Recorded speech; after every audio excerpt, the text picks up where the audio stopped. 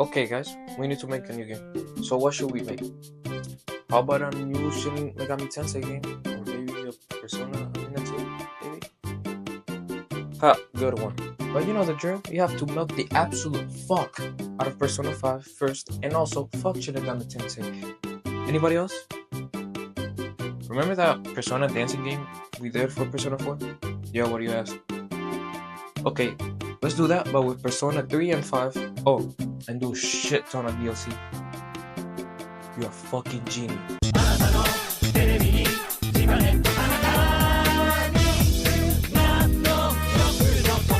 Rhythm games. Who hasn't played a rhythm game? They've always been there even when you didn't ask for them. For example, our Friday Night Funkin', Rhythm Heaven, and even Mario has a fucking rhythm game. But do you see this shit? And then we have Persona 3 Dancing in Moonlight. Okay, me personally, I haven't played the other entries of the franchise yet, so I can't compare them one to another. But I can still give my opinion on the game. And I'll also only cover the PS Vita version because it's the only version I've played so far.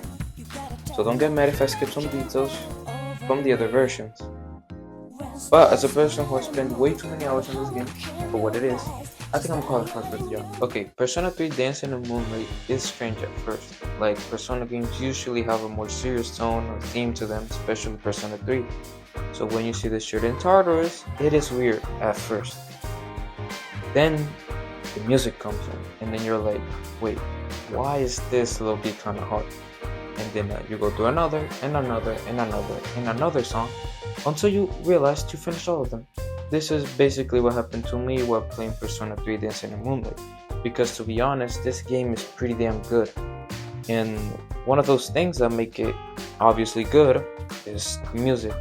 If Persona 3 had already a good soundtrack, this game just makes it even better, from the fun remixes to absolute chaos in some of them, even changing the instrumental in some of them.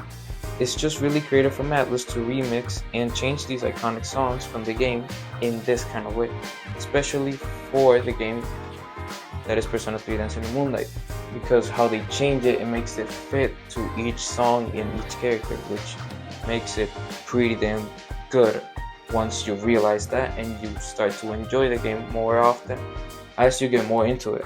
The range of artists and the remixes is just amazingly unique, and every song has their own style or feel to it that it makes it so smooth and catchy to the game.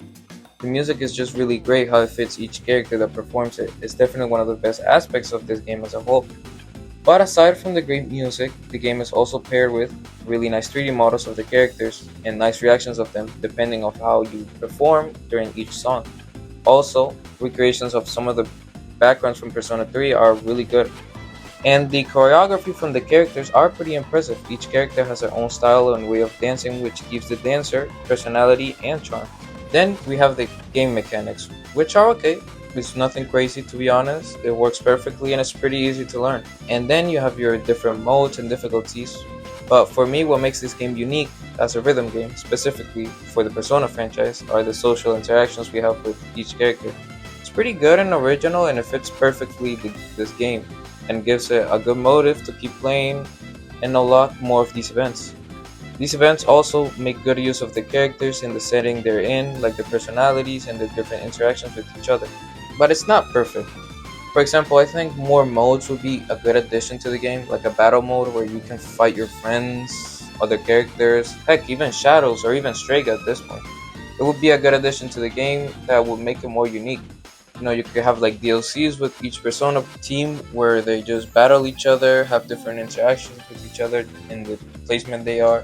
I don't know, something just unique that gives more personality and more juice to this game, because I personally think this game had more potential in the setting that they're in. Other things that could have been added, in my opinion, are more characters to the game. It could have been better to have characters like Shinji, Koromaru, or even Kotone. Like, holy, Atlas won't stop neglecting Kotone even for a fucking dancing game. Like, if you already have the music from the game, why not add her to the roster? Like, Atlas, come on. And I know Shinji was added but only to one track, so it doesn't really count. They could have added him in other tracks. Also, I would have liked remixes from the soundtrack of Persona 3 and their movies. And like, they wasted a big opportunity to add more characters, more remixes, and more content from the Persona 3 as a whole.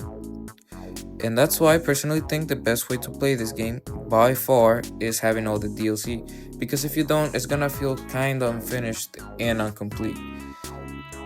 But aside from that, I think this game is really good. If I had to describe it in one way, it would be creative, because the way Atlas made a rhythm game feel like a Persona game, even with its flaws, is pretty impressive, and considering what the game actually is, it's really good, and I personally played it a lot and enjoyed it a lot.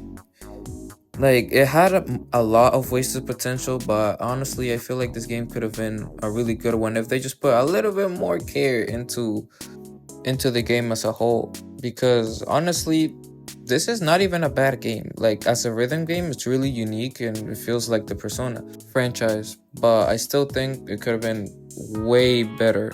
Like, I feel like if they really wanted to experiment a little bit more, they could have made it like more of a crossover in a dancing game. I don't know. Like, I feel like this game could have been thought a little bit more instead of being just like a quick cash grab. Because let's be honest, it kind of is. Like, looking at it from perspective and how they released this in a bundle, they knew what they were doing. But aside from that, I still love this game and I played it a lot and I still play it until this day. And honestly, aside from all its flaws, I think it's a pretty good game. But I hope you guys enjoyed it, and leave a like and subscribe. Tell me if you guys want me to make more videos on the other 2 games from this trilogy, and also remember to support my channel. Thanks y'all, and take care. Sego is out.